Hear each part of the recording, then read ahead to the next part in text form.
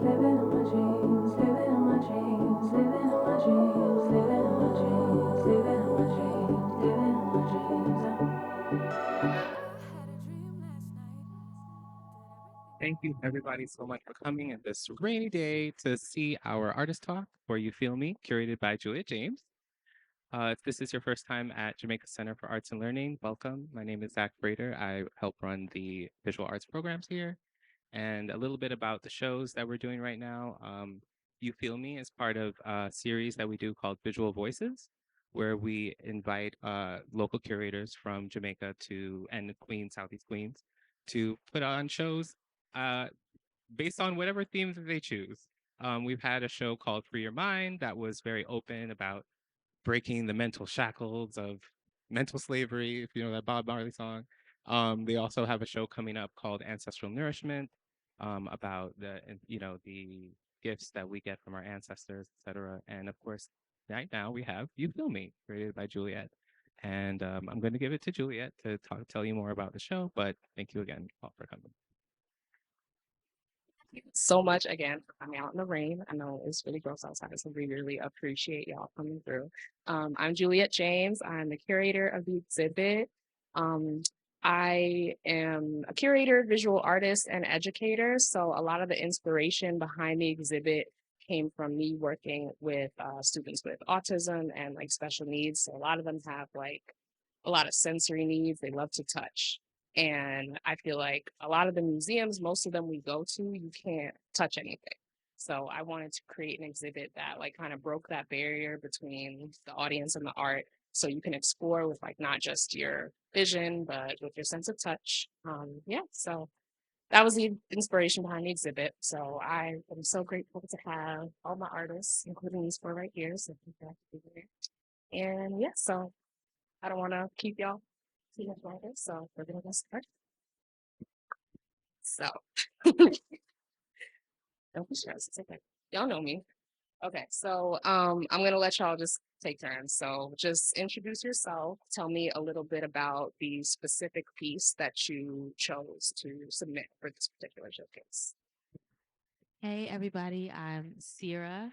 I chose a piece called Calling to the Infinite. I actually created it for this specifically. I had done a similar piece actually. I'm a multidisciplinary artist, so I do visual art as well as music, and a lot of my like music video and video related work. I'll do a lot of the set design as well. And one piece I had done was this giant rug for it, which just a lot of people loved. I ended up having it in our studio space that we had. And so I submitted that, and I was like, I've actually been using this rug, so let me do a new piece for this exhibition so it's not walked on. And yeah, I ended up liking the new version better than the original. But I'll pass the mic. Hello, my name is Maya Nicole. I'm an abstract and intuitive style artist, and the piece I created was called Three Fourths Become One. I made this piece specifically for this exhibit. When I saw the prompt of touch, I got super excited. Most of my pieces I feel are meant for the sensory experience, but being able to showcase it in a gallery setting is like, okay. Um, and I just I just think that this is one of my favorite pieces of the year, so I'm very excited about it. And it's like a 36 by 48, so it's super large, and it's happy to be here, and I'm happy to show it.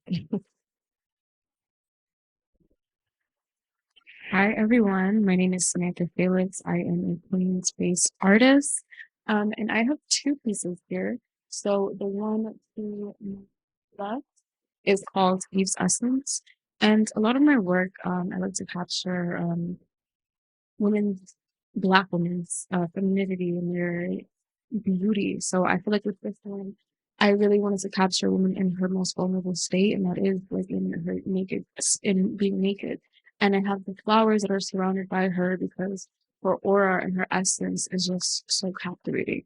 And then the other one is called The Woman with the Pearl Earring, and that's just play on the mirrors, the girl with the pearl earring.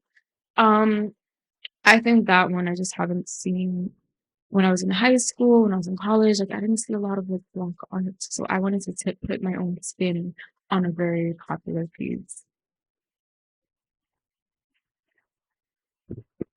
Hi, my name is Janetta. I am a abstract and visual artist. I chose these pieces because I have been exploring texture recently, and I had so much fun creating these, and I wanted someone to be able to enjoy it as much as I did. So the one on the end is called Sunny. I think you should touch it. It's awesome. I started with a brush and then I just lost it with my hands. This one here is called Pink Flower. That one was in a lot of layers, and if you actually interact with this piece, all of those dots were like strategically placed so that they will have like a sensory effect to them. And fantastic curves is what I do almost every day.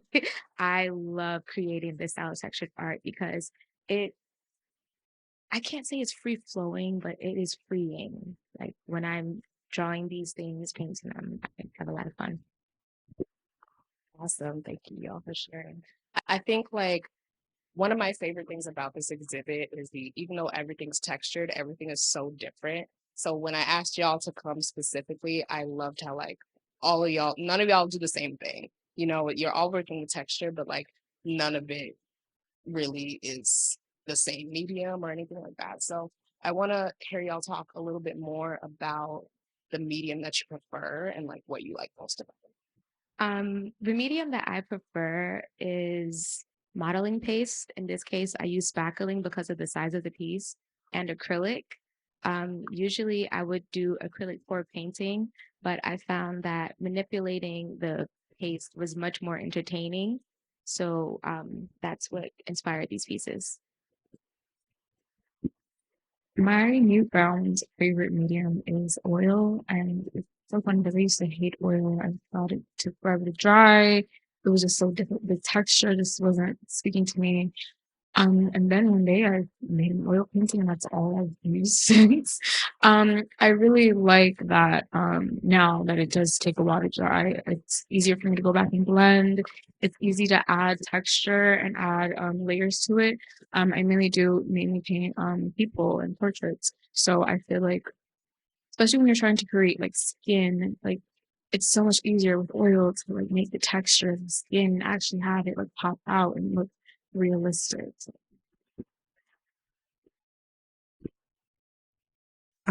I am an acrylic girl down. I mean, I love acrylic paint so much. That is the main medium I use, but I'm also always going to pair it with oil pastel. I love like the crayon vibe. For me, as an intuitive style artist, I feel like I move pretty fast sometimes, and I kind of just, if I feel something, I want to like be able to get it out. And I feel like with both acrylic and oil pastel, I'm allowed that opportunity to mess up, let it dry, come back, or just build on it. And then oil pastel is just fun because you either get to have like this crayon moment, or you can get kind of intimate with your fingers and you're able to spread it around and do a little elbow grease, and those things are exciting to me. So yeah, I love acrylic and oil pastel. I relate to the speed, so I work with spray paint, which is probably the fastest of any to try. I started out tagging, so I tag a lot uptown from uptown. And my tag is "Are you here?" And I had originally done like paintings before even starting with spray paint, and then I thought it could be interesting to take spray paint on, just onto the canvas, I guess you can say. So I would do really large scale pieces most of the time by like 6 by 4 feet. I think this is like 7 by, I don't remember, but it's large. Just I think it might be the largest in here. And so a spray paint, because it's not forgiving in any capacity of like it dries in like minutes. There's a lot of layers. So I mean, can't even verbalize how many layers that this piece has, but going over and over and over again. And I think the funnest part is really just playing with shapes and allowing my hand to just kind of like dictate with the nozzle like what it's gonna be. But I'm definitely someone who likes to just work with perception. So I like how other people see different things within the art piece. I don't want to dictate it, but honestly, it took me some time to even see figures, and now all I can see is figures within this piece. But yeah, spray paint is my favorite medium of choice. Awesome. I have a question for you specifically because Okay. I feel like when I met you, I think it was like a digital piece that you Yeah. had, something like Rihanna. So do you still do a lot of that, or like do you do mostly this now, or are you just mainly on your music now? Listen, it's all the things. She It's do a lot all of the things. things. No, no. Yeah. Hmm. I'm definitely all in on the music for sure, but I still do work a little bit within digital. I started doing these digital like room designs like before the pandemic, and I've been able to like incorporate that within music videos. So for me, I guess I consider myself an interdisciplinary artist. So it's all of these ways that these mediums can intersect. So even with like the hats per se, just as a person, I customize a lot of my clothing. I came from work, so wasn't gonna wear anything customized necessarily, but yeah, I think it all feeds each other, like fashion, video, visual art, as in how it relates to set design and music. All of them can work cohesively together. So that's kind of like my goal that I would love to just elevate within all of these spaces. But I will say music is a medium that allows me to practice all of them seamlessly, and just allowing them to naturally intersect. But I want to do more like I've been doing sound design as well for like film. So I just did a film in Trinidad, short film directing that, which is, they trying. So I want to do more sound design, and I would love to do sound design for like exhibitions too. So another way to like keep intersecting. So if y'all have any exhibitions, let me know. I'll do the sound. I'll do the sound design. But yeah, That's dope. You mentioned the pandemic at one point, which made me think of a question. How do y'all feel like the pandemic affected your workflow? If it did or if it didn't. So, not together. think about Um, I think that the pandemic really allowed me to sit with what it meant to be good at my work. I think that before the pandemic, I was just starting to showcase my work in the public setting, and I was really starting to enjoy the perception that I was getting. You know, like, your work is so good, girl. Oh my God.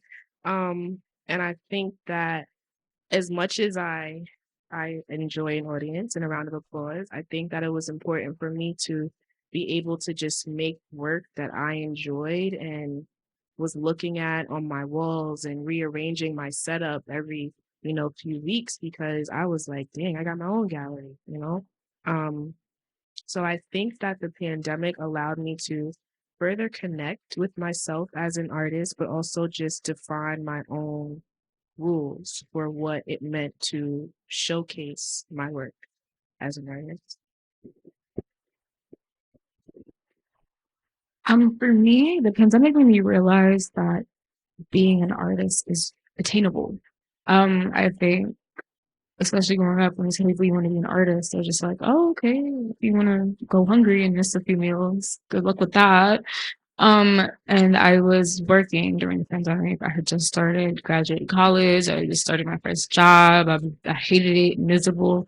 Um, and then I got laid off during the pandemic, and I think it made me realize, how easily replaceable you are as an employee. Like once it comes to money, you are money, you're gonna be the one to go. So I was just like, I don't see myself spending the rest of my life having to work for somebody. And then I was like, I already know what I love doing, what makes me happy. I just was scared to actually go and pursue it. So with the pandemic, I was unemployed. I lived my best life. I had so much time. I was creating so much. I started not only painting, but I also made clothes. I started getting back into fashion and making clothes.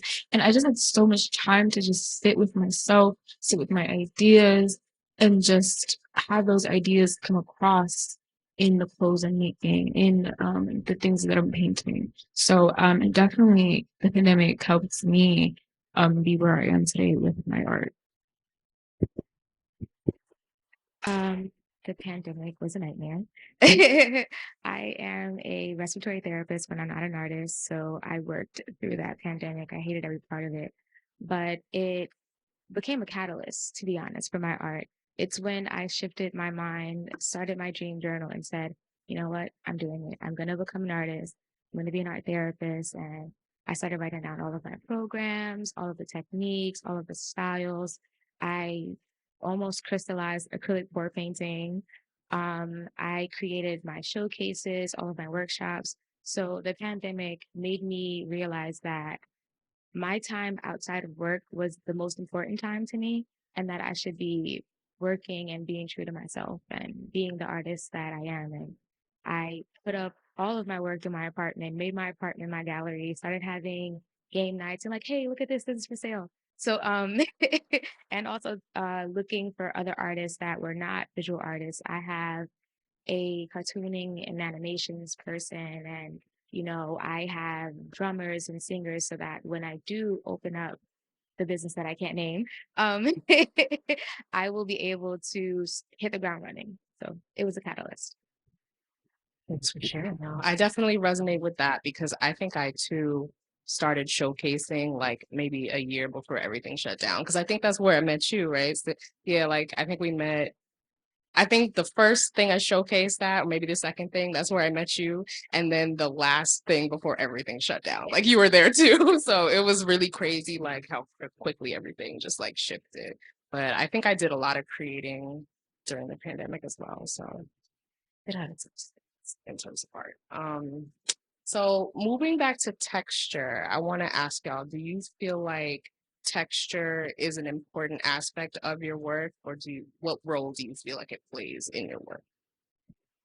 Because I know with Maya, like I feel like the work that I've seen you showcase, like this is one of the more textured pieces that I've seen you create. So I want to hear more about like how texture specifically affects you.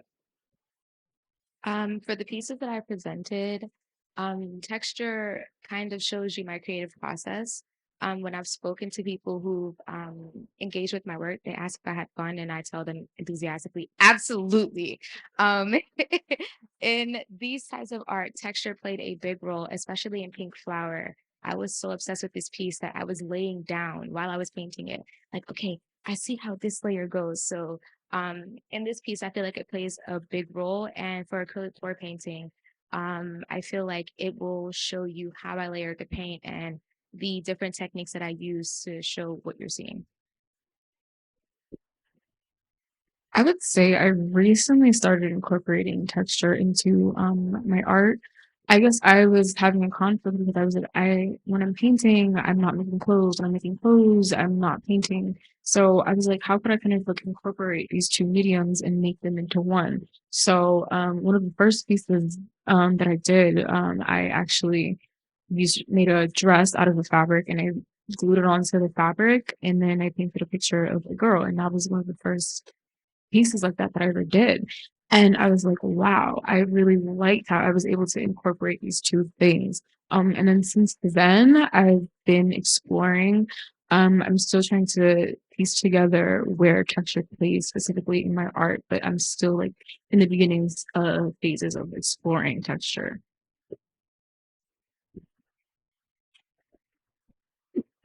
For me, I think that texture, it feels like it's always been a part of my work, but I've been building on it since the beginning. So excuse me, working with acrylic and working with oil pastel, there are elements where like you can somewhat feel the texture in my work, but you would have to really investigate it. You would have to kind of seek it out in a way.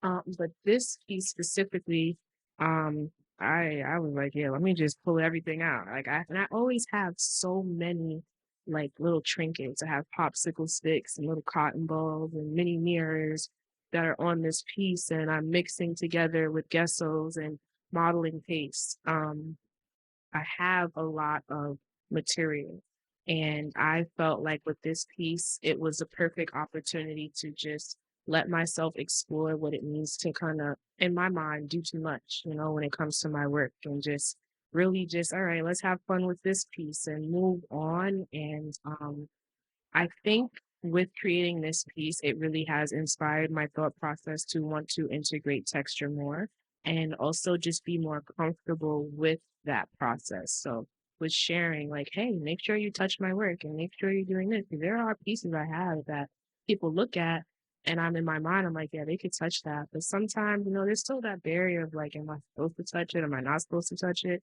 Um, and I think that it's a beautiful conversation So I definitely feel like it's important, and I look forward to pulling it in more with my work. Yeah, so I think layering is a big part of my process in all forms of art. Like it translates to music for sure. It translates to visual art, to video too. And then a lot of my early work was a lot of like collage kind of work. And so doing like texture in this way was really fun because it, on top of taking spray paint and bringing it inside, now you're putting it on a texture that is like super untraditional. Like spray paint doesn't deal well with fuzzy textures, honestly, or textures at all. And so it really is difficult to navigate through that because it can easily just become sticky and completely disrupt the feeling of it. And I think with this exhibition, what was really cool was just like witnessing everyone feel free, as you were saying, in terms of like breaking that barrier of like engaging with art in a certain way. And I think witnessing that definitely attracted me to doing it more and more so. But I think like originally when I was just even making the rug or doing hats, I think I'm just like attracted to like home style type pieces, like functionality type things. Like the rug can go on your wall, or you can also just use it as a regular rug, and I'm fine with that. So I think I'm just interested in texture more and more so after this exhibition and finding more ways to incorporate in the home and also taking spray paint on untraditional mediums. I think I'm enjoying like playing with that, and we'll see how far it can kind of go with that. Yeah, when I was doing the installation, originally in my head, yours was on the floor. And then I was like, oh wait, I don't want people to like be walking around, and because sometimes you're walking around and you don't notice it, Crazy. step on it. So I was like, no, I don't want people to step on it. I want them to touch it. So literally when you hit me saying, oh, can you hang it? I had Yes. literally maybe 10 minutes before I was like, nah, this needs to be hung up. So I'm really glad that we went with that. Same thing. Yeah. You use the phrase doing too much. I feel like that's something that I struggle with sometimes, like trying to know when a piece is finished, like when's the time to stop. So like, do y'all ever know when is the time to stop, or it's just like a feeling? Like, what do you think? For me, I really do take pride in the whole intuitive hyphen in my abstract intuitive style artist title. So for me, I feel like my pieces kind of tell me when they're done. I feel like we start this conversation of I'm ready to release my emotional self. I'm ready to kind of explore how I'm feeling. And through that exploration, I feel there comes a point in time where I will just feel it. Like you're done here, and it's time to move on. Um, and I try to really just trust that process. I think for me, as an artist, one of the biggest things about my approach to my work is when there are no rules. Like I don't care about the logistics, the formalities, the lines, the elements. I want to just, flow through my process, and in order for me to flow, I feel like the final point, the finish line, it has to tell me. And I find comfort in that. 'Cause it's like you're listening to me and I'm listening to you with my work. So that's my answer. Anyone else? Yeah, that's actually really like when you said that, I was like, wait, yes, let's talk about it. I need to hear y'all responses because it's hard, especially with spray paint because there's kind of like no going back. There's no fixing it. It is what it is. There's been moments where I'm like, no, like it was fine, and you did a little too much, and then I just feel like it's like never ending problem solving. So even for this piece, what makes it difficult working with so large is that it's hard to zoom out of it, like to really even see. And honestly, here it was like, girl, you just gotta you just gotta put it down. And I'm really happy I did when I did. But I've had those moments where it's like, I picture it, I go back, I'm like, maybe I should have stayed there. But the end result, working through it in itself feels like a part of the process and really fun. Probably what was supposed to happen anyways. But I do struggle with that. So I'm here for the intuitive perspective. And I would love to hear y'all perspective too if you have one. I do feel like it's a little bit easier for me because my work is not as abstract. So I'm mainly doing portraits, So I know when I finish painting the person I'm done, but I do also struggle with, oh, maybe if I add this or tweak that. But similar to what Maya said, when I look at my piece, it gives me a feeling. And I know whether that based off of that feeling that it's giving me, I know whether it's done or not. If it's not giving me good feelings, I'm not getting good vibes from it, I'm like, I gotta go back to it. Or I do have the bad habit of not throwing them away, but just never coming back to it. But I'm working on that. But then if I have that feeling of satisfaction and completion, then I know that it is done. And one thing that I do, I cannot look at a piece and decide if it's done right then in the moment as I'm working on it, because sometimes you have to take a step back, especially if you've been working on a piece for hours and hours. Um, you might look over it. I want to just be done with it. But I always make sure I come back to it the next day and I look at it. And then from there, I determine whether I'm done or not. I have to look at it with a rested pair of eyes. So I always come back and decide whether it's a few hours, a few days later, if I'm done or not. I agree with the other artists. I do step away, so I let the paint dry essentially. And also some of my pieces will let me know when they're done. But I'm the kind of person that think about reproducibility. So when I do create a piece, I think about, okay, how many different color palettes can I do this with? Do I have the materials to do it again if I don't like it? And during those times, like I will take a step back and like, maybe this part. And then I let it dry and be like, don't know if I like that part. So I agree, it's the same process, but in addition to mine, I will think about reproducibility. If I do not like it, I'll just do it again. Yeah, stepping back from it is something that I definitely struggle with. Like, it's so hard for me to be like, okay, maybe I need to take a break. Like, when I have an idea, I'm like, I want to finish this like ASAP. So I'm gonna definitely take this because I'm trying. It's hard, but Don't feel bad. I have a piece in my car as we speak. As soon as we leave, I'm gonna go paint in a coffee shop. that's interesting what you were saying though about reproducibility because I feel like specifically with your type of art, like you can do the same piece, but there's so many different like color combinations and things that you can do. So that's really interesting. So I want to ask y'all, how do you feel like whether it's like your style or your technique or just like the different things that you use to create, how do you feel like that has developed and changed since you first started making art? That's fun. I actually was a cartooning and animation major in high school. This is nothing like that. I think my creative process has gone from outward seeking validation to self validation. When I was a cartooning and animation major, I was like, oh my God, does it look nice? Is it to proportion? Does it look like something that someone would buy? To the point was, did I have fun? Like, when I step back from it, am I proud of it? Is it pretty? And is it something that I would not mind someone looking at? And essentially, if I feel like I don't want to let it go, if I don't want to sell it, like these 3 pieces, that's when I know that I really like it. And then to highlight that dream, I too want to work with the neurodivergent. So me doing textured art is my way of crystallizing my style so that I can teach it to someone else.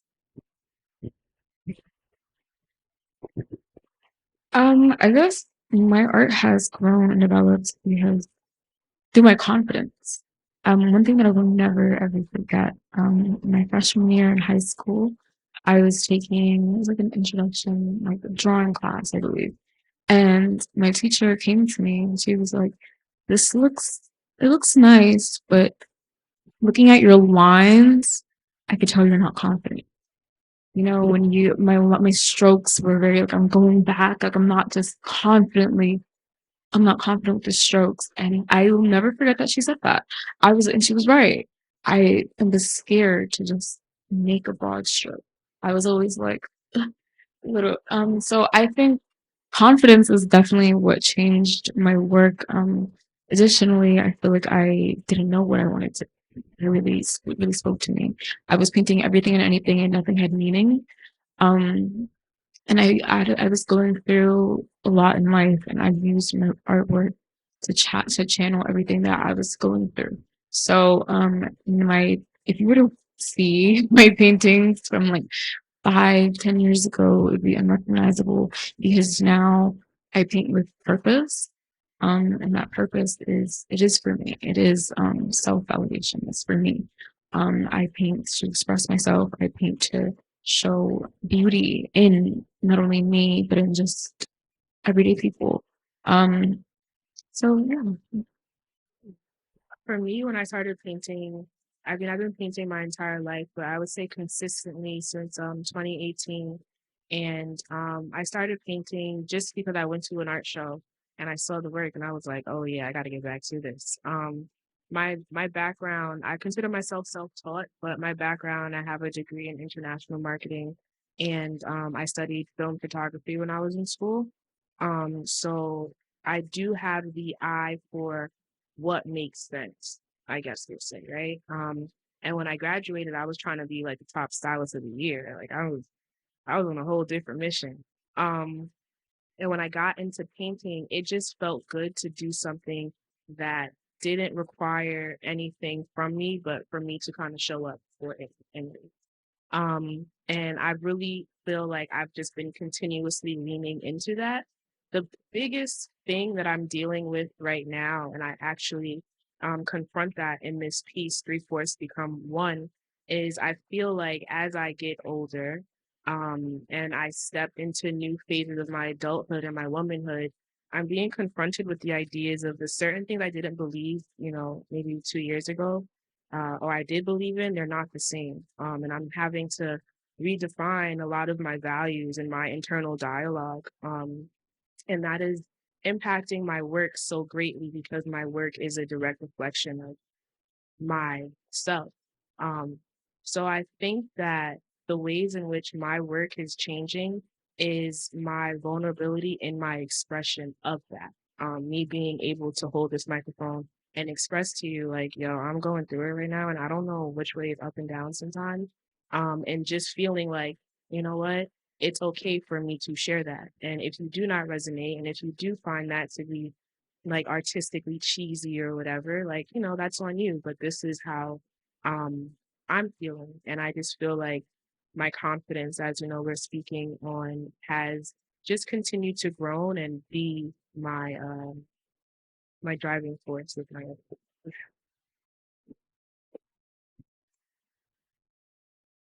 Relatable. I feel it. We probably all feel it. I also have a different type of background. I went to CUSE and more so studied like communications and film, and I did some playwright, different things, which show up in different mediums that I do. But with art, it's probably the most shocking medium that I've taken on, and specific with like painting in forms. And when I first started, it was just more like therapeutic. Like I just had a job that I just was like not a fan. I was like, I need something that I can stable come back to, and I know what I'm doing. And I just was not judging myself. It's coming from the perspective that like it's inherently great because it's my perspective and that's what matters. And I think I try to hold on to that as much as I can because it's easy to get judgmental over your own work, over your own self. Um, I think in terms of changing, I think it's just my perspective continues to shift and change as like you're expressing even the places I'm at. So I currently work at the Schoenberg right now. Does everyone know what the Schoenberg? Okay, come on. It's where I just came from today. And so it deals with a lot of art is within it and Black history and the merger of both. But most of my work within programming. So being able to see like kids just interact with art and again just be free and have fun with it, which I think is something that's being continuously expressed and just to express their own, just trying to find their footing in showcasing the world what they feel or what they think is cool above all. And I think for me that like helps ground me in the understanding of like not non-judgmental artwork creating, whatever you want to call it, which is an acronym for that. Thank you.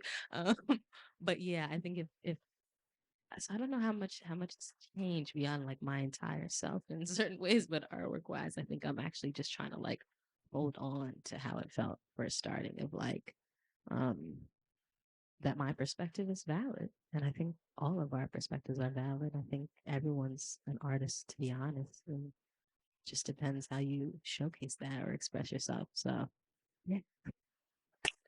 This is such a good answer, though. Oh my goodness. I feel so inspired. Okay, so speaking of inspiration, um, was there any specific artist or piece in this showcase, not your own, that inspired you or was intriguing to No, um, there were a number of pieces. I mean, honestly, even all these incredible artists up here, I'm like, yes, wow, so inspiring. I really liked Hyunju's piece. Yeah, I'm gonna. They had a lot of like, I think it was like, was it just string? Like, what were they working with? So it's Was silk. So okay, we're gonna talk have a about it. tour after, so y'all will see. But it's the one in the corner, on the left corner by the window in the gallery that y'all came through. But yeah, it's silk and Okay. I like things that one again people can have different perspectives. I feel like from what angle you're seeing it or what people could see different things. I like the discussion that causes, but also just like time. Like I look at that and I'm like, yo, how what? You know, months, days, years, like how long did they take to do each individual silk string, whatever we want to phrase it as. But yeah, I thought that was really inspiring as somebody who likes to speed through art and specifically with spray paint, to just see somebody really do the work. I want to call it tedious, but it's not because it's important. But I know that it could feel that way, and I'm just because that's not how my brain is wired. I'm like always intrigued by that from people. I love that answer.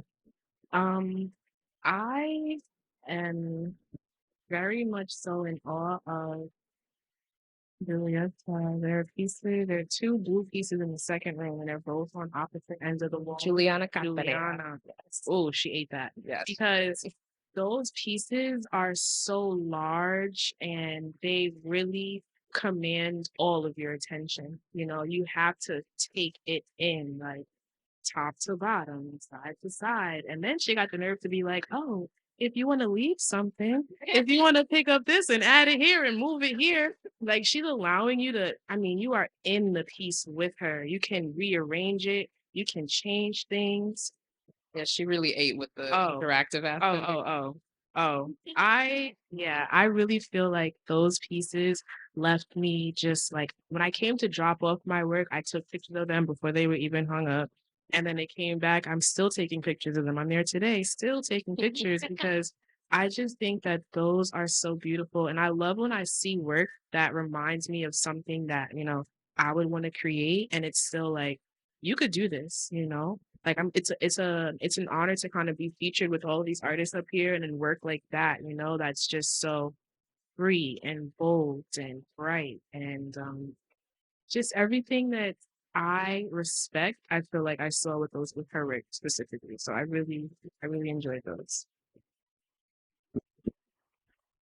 What really spoke to me, I forgot Jocelyn Lewis's piece. I forgot the name of the piece, but Yeah. when I first walked into the gallery, that was the first piece that I saw.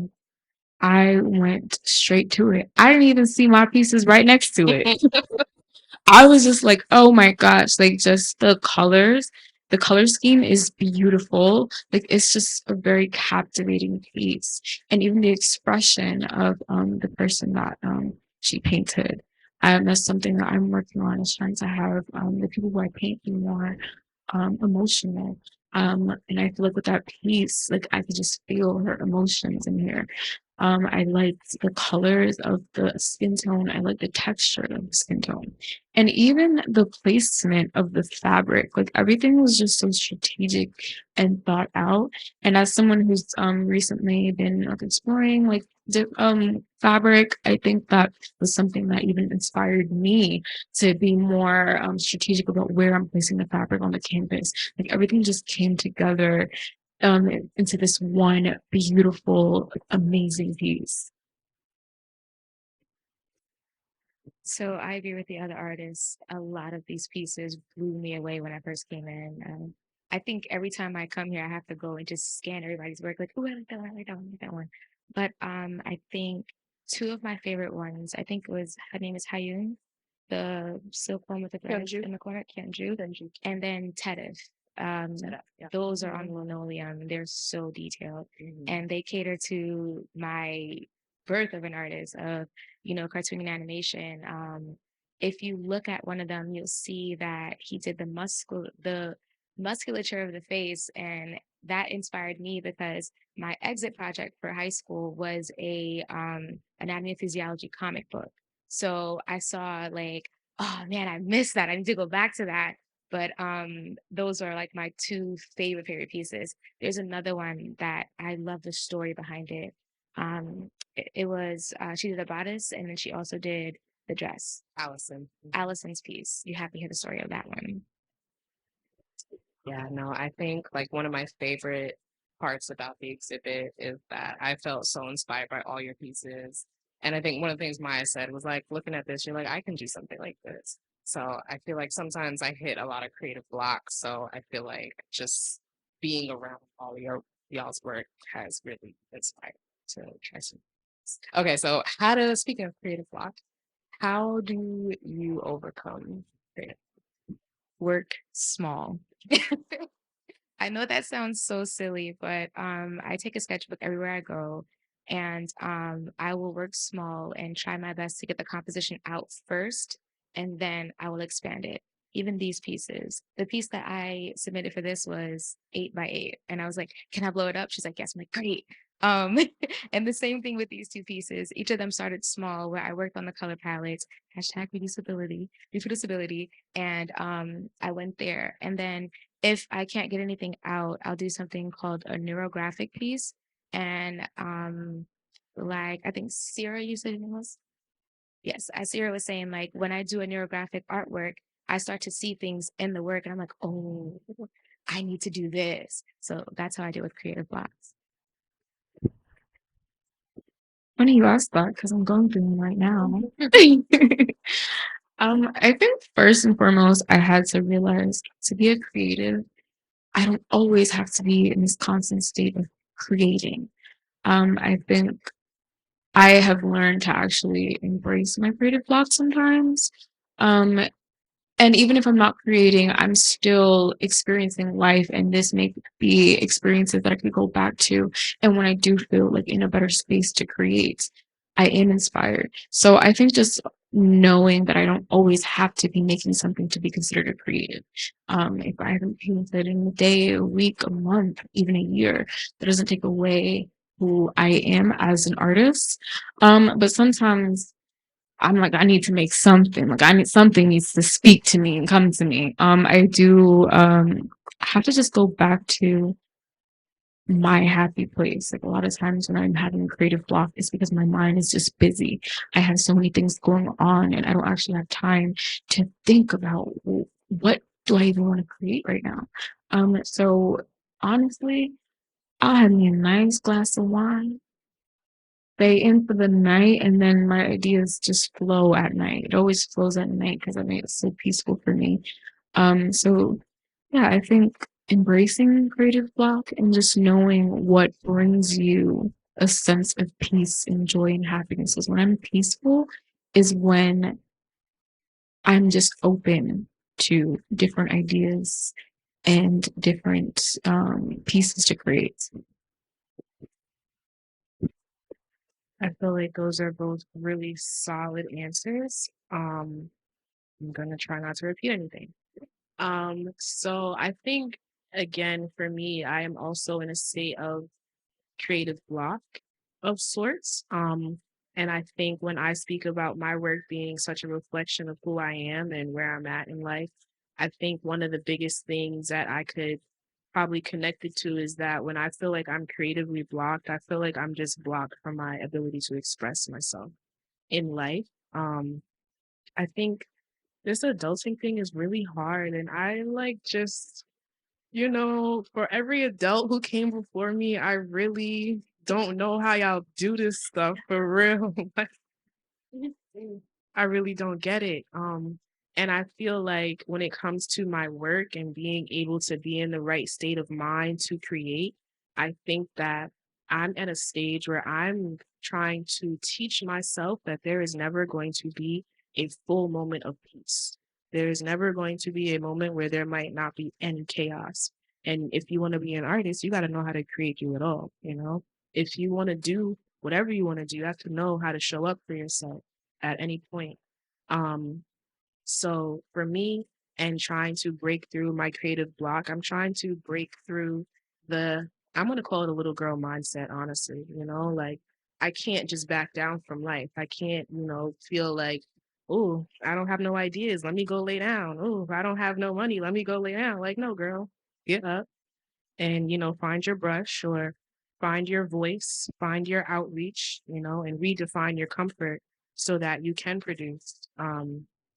So that's what that's what I'm dealing with now. And that's the best way I can put it. Girl, I feel you. What? Think we all do once again. um, yeah, sorry. I'm like literally feeling that right now. Transparently, I just got like a higher position within my job, which is great, but simultaneously it's like, okay. I'm trying to do both sides and I was working part-time. I feel like I've been working part-time for a long time. And so now I'm full-time and I'm managing this program and I'm trying to still hold on to the artistry and in myself in that way. So in terms of stay on track, because girl, you took me there. You took me there. But in terms of the creative block specifically, I would definitely love to be like a viewer of art as much as a creator. So like art exhibitions is like that's giving a party for me. Like that would be the best Saturday night. I feel like the more I consume, I feel like the better I can create, to be honest. And that's the one benefit of working, well, one of the few within a space like the Schoenberg is that I'm constantly kind of like surrounded by that, but it's the time. I think that feels more like the block rather than the creative itself. Um, and that's something I feel like I'm gonna have to continue to work through. But I feel like with visual art, unlike my other mediums, it's a medium that just feels more like free to me, to be honest. Like working within film is so specific and that's beautiful, right? But we're planning that for like months at a time, doing shot lists. It is all so intent. Everything has to be so intentional. And so it's nice to just have a medium where I can just create out of whatever I feel and whatever I'm thinking. And even with this, it's like the idea of the call to the infinite is just that like none of the lines ever end. They never complete within the piece. It just keeps going beyond. And I like that. I like how that feels like for myself. So I want to keep using like visual art and this style of art as like more of a freeing space while my other mediums maybe take on the burden of such heavy intentionality, which is great, right? But it's nice to have a balance, and I think I'm just trying to continue to find the balance within all of my mediums. But yeah, time is the blocker, I would say, and I'm trying to work through that. Thank y'all so much for sharing. I'm definitely taking some of these tips for real. But okay, I'm gonna wrap up because we still gotta get to the tour. But real quick, I want y'all to just say like your IG or like where people can find your work. Yeah. Sierra Mercer Lewis. My Instagram is at Sierra Museum, SIRA. We know how to spell museum, but yeah. Sorry, I'm trapping the mic. Thank you so much for having me. This is so beautiful. I am honored to be on stage with all of you women today. I think that we was really in here preaching. And I just feel so full from that. You can find me on Instagram at Maya Nicole, MAYAAA. That's 3 A's. Nicole, NICOLE with 2 underscores. And you can also find my website, mayanicole.net. And if you ever want to see any of my work in person, want to make a cute little purchase, that's super affordable, unlike my piece that's listed in here today. I do have a creative studio over, excuse me, I have a creative studio in the East Flatbush area where I will be opening it up for like open studios and inviting you all in to come look at some of the pieces that I would like to let go. So yeah, that's where you can find me. Once again, my name is Samantha Felix, and I repeat the same sentiments as you two. Like, it's been amazing to be on stage with these beautiful ladies. And I'm definitely going to take in everything that I've heard today. But you could find me on Instagram. So my Instagram is sketched. That's SKETCHED underscore X underscore Sam. And the pieces that you see on my page, most of them, if they're not already sold, are for sale. And I also do commission pieces. So just feel free to DM me if you need anything done. And I agree with everyone else. I'm so happy to be here and I love all of your work. And it was great having this talk with you, Juliet. I'm that student that was in the net this close and hey. And I'm just like, but if you look at the strokes, like I was that person that loved to be as close to the art as possible. So allowing people to feel what I felt as a child artist was amazing. My Instagram is artist imposter, ARISTIMPIMPSTOR, because I am a little eccentric. I do not like the ER, I like the OR better. Um, you will find all of my art. All of it is available for purchase. I'm finally ready to let my things go, to give space to create new things. And stay tuned because once my business open, that's where you'll get a lot of the information. Thank you so much, y'all. So grateful for y'all being here. Can we get a round of applause? Okay, so oh my God.